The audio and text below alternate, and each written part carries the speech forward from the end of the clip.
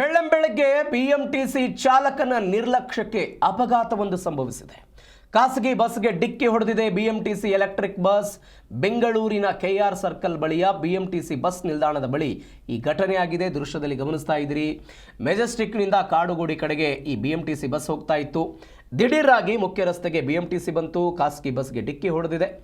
BMTC ಹಾಗೂ ಈ ಖಾಸಗಿ ಬಸ್ನ ಕಿಟಕಿಯ ಗಾಜುಗಳು ಪುಡಿ ಪುಡಿ ಆಗಿರೋದು. ಇದೀಗ ಈ ಬಿಎಂಟಿಸಿ ಬಸ್ಸು ಖಾಸಗಿ ಬಸ್ಗೆ ಡಿಕ್ಕಿ ಹೊಡೆದಿರೋ ದೃಶ್ಯವನ್ನು ನೀವು ಗಮನಿಸ್ತಾ ಇದ್ದೀರಿ.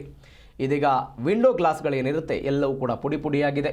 ಈ ಹಿನ್ನೆಲೆ ಕೆಆರ್ ಸರ್ಕಲ್ನಿಂದ ನೃಪತುಂಗ ರಸ್ತೆ ತನಕ ಫುಲ್ ಟ್ರಾಫಿಕ್ ಜಾಮ್ ಆಗಿತ್ತು.